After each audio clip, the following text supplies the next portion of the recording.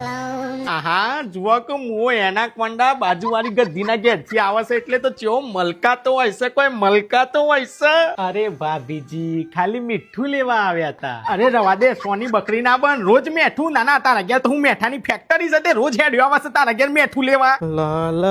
લ ચા. અરે કાજલ બેન તમે વાહ ભાઈ વાહ, કીધા વગર તમે બે મીટિંગ ગોઠવી નાખી. મુઆ પાડા હાચું હાચું કે જે તમારે બે ઓનું લંગર્યું લટકેલું છે ને તમારે બે ઓનું લફરું ચાલે છે ને, હાચું હાચું બોલજે. હે લફડું હાર્લી ગોડી થઈ જશે ખૂબ. હું તો ખાલી વાઈફાઈ નો પાસવર્ડ પૂછવા ગયો તો. હા ભાભીજી એમાં કેવું છે કે આમના ડેટા રોજ ખતમ થઈ જતા લાગે છે એટલે, બાકી તમે જે સમજો છો એવું કાઈ નથી. દાઢારીમાં હાચું બોલો, હાચું ના કે જીભમાં કોટાવું ઘી. ડેટા પતી જોઈશે કે પછી ઓનું દિલ હરક પદુરું થાય છે. ખાલી ગોડી દિલ તો આપણું ઈએમઆઈ ઉપર નહીં ચાલતું. એનો ઇસ્કારો છે લે સવાર સવારમાં. આજના ઇસ્કારામાં થોડો ગરમ મસાલો વધારે લાગે છે. હારું તું ભીમા ભાઈ તમે આયા, આ બે ઓનું ચક્કર ચાલે છે. ચક્કર અરે ભાભીજી આ માણસ ને સરખું ગોળ ફરતા નથી આવડતું ને તમે ક્યાં ચક્કર ની વાતો કરો છો. અરે ડફોર મારા જેવો માણસ તો તને હાથ ભવ સુધી નહીં મળે. હું વાત કરીશ તું સીધો તો આ ભાઈઓ ઓના ઘર સુધી જ રહેશે, પછી ઘરના અંદર જઈને તો શક્તિમાન બની જાય છે આ ભાઈ. હે ને મને ખબર જ હતી, જોયું હું આ આખી સોસાયટીમાં તમારું ડુંગું હરગી ગયું છે.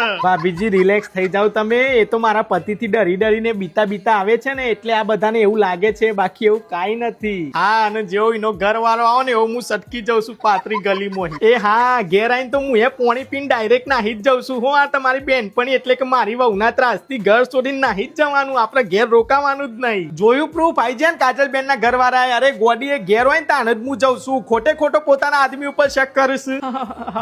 અચ્છા તાન તો લફરું નહીં ને તો શું ભાભીજી ક્યાંની હું શું કઉ છું, કાઈ નથી યાર, ખાલી વાઈફાઈ ફ્રેન્ડશીપ, બીજું કાઈ નથી. હા તો પછી કાલથી વાઈફાઈ બંધ, બરાબર ને આપડે. હા તો પછી લફરું એ બંધ ઓટોમેટિક. હા હે